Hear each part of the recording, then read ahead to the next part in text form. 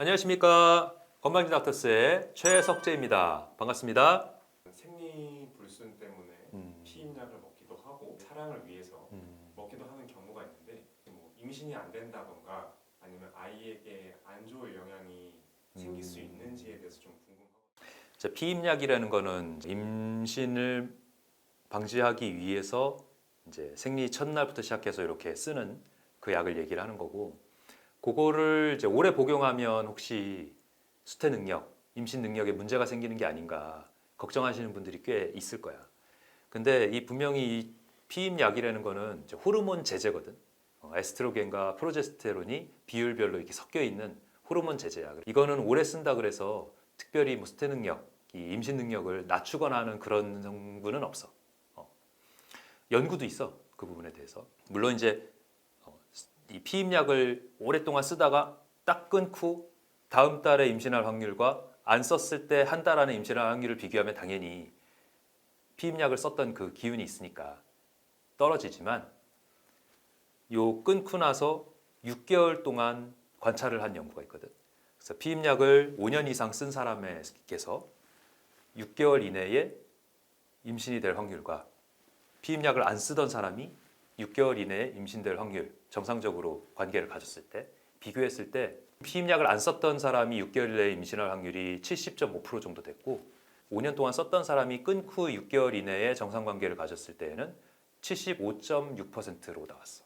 5% 오히려 높게 나왔다는 거지. 피임약을 오래 썼다 그래서 임신 능력이 확 떨어지거나 이런 거는 거의 없다고 봐도 된다고 생각하면 돼. 그래서 그 부분은 너무 걱정할 필요가 없다. 원래 피임약은 이제 피임이 주 목적인 약이지만 여드름뿐 아니라 뭐 다모증, 호르몬에 관련된 것들, 뭐 월경 전 증후군, 그 다음에 월경통 너무 심한 분들, 불규칙한 생리 조절 목적, 이런 치료 목적으로도 쓰는 약이기도 한 거야.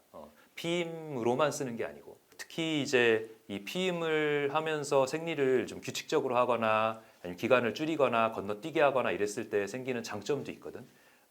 난소암, 자궁 내막암, 그다음 대장암, 골반염, 그다음 난소 낭포, 그다음 자궁의 임신, 빈혈 이런 것들을 좀 예방해주는 효과도 있기 때문에, 왜냐하면 이제 생리 자체가 줄었을 때 난소암이나 이런 것들은 생리 횟수에 따라서 호르몬이 얼마나 농도가 유지가 됐냐에 따라서 결정이 되는 그런 부분이 있어서, 그래서 그런 부분을 좀 줄여주는 효과도 있다.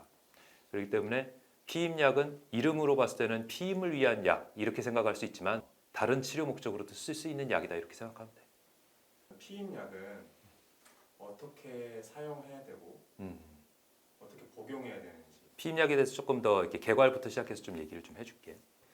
피임약이라고 하면 넓은 의미의 피임을 하는 약을 다 통칭하게 되지만, 이제 우리가 일반적으로 얘기하는 경구 피임약을 피임약이라고 하는 거예요. 경구 피임약은 우리가 약국에서 처방 없이도 살 수 있는 약이야.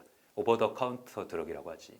그래서 이 경구 피임약의 주성분은 합성 호르몬 에스트로겐과 프로제스틴이라는 게 제일 대표적인 성분인데, 그래서 난자가 성숙이 되는 거를 호르몬을 통해서 방해를 함으로써 배란을 억제하는 그런 효과가 있는 거야. 그래서 피임 성공률이 굉장히 높은 편의 약이고, 하지만 정확하게 용법 용량을 잘 지켜야지만 그 효과가 이루어지기 때문에 여성분들은 굉장히 잘 알고서 써야 된다. 만약에 이 정확하게 스케줄대로 잘 못 먹거나 아니면은 뭐 한두 해 번 건너뛰는 일이 어쩌다 생길 수도 있고 이러기 때문에, 이렇게 남성 여성 간의 관계가 자주 있고 임신을 원치 않을 때에는 원칙적으로는 남성 측의 피임 방법과 여성 측의 피임 방법을 같이 동시에 진행을 하는 거를 원칙으로 하는 거야. 그래서 남성은 콘돔을 제일 대표적으로 추천을 하는 거고, 여성은 제일 대표적으로 피임약을 이제 대표적으로 이제 추천을 하는 거지. 하지만 이 피임약이 혈전증을 일으킬 수 있다는 보고가 있어가지고, 혈전증이나 유방암 과거력이 있으신 분들은 에스트로겐이 들어가 있는 피임약은 금기에 들어간다. 다른 종류, 프로제스테론만으로 이루어진 거나 이런 것들을 써야 돼. 아니면 다른 피임 방법을 쓰거나.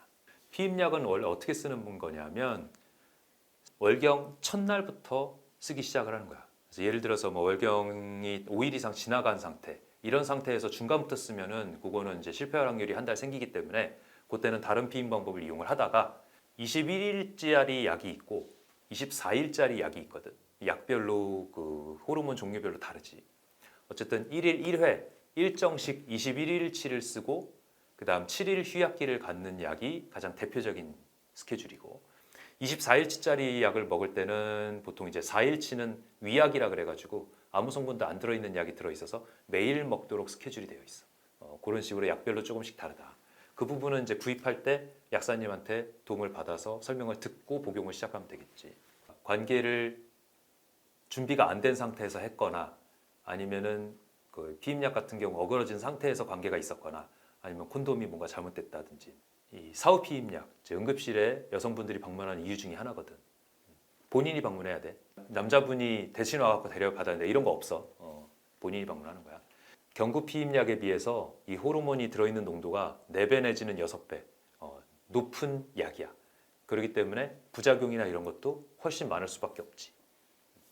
사용하는 방법은 관계가 있은 뒤에 72시간 이내, 3일 이내에 약을 써야지만 효과가 있는 약이야. 그래서 그 전에 빠른 판단을 하고 얘기를 해야 된다. 간혹 가다가 이제 강간이라든지 이런 원치 않는 관계인 경우에 얘기를 못 하고서 시간을 3일 이상 지나버리는 경우가 있어. 그런 일이 생기면 안 된다. 상식으로라도 3일 이내에 써야 되는 약이라는 것을 알고 있어야 된다. 이 정상 호르몬 교란을 유발해서 피임을 하는 원리이기 때문에 부작용은 정상 피임약에 비해서 훨씬 클 수밖에 없다.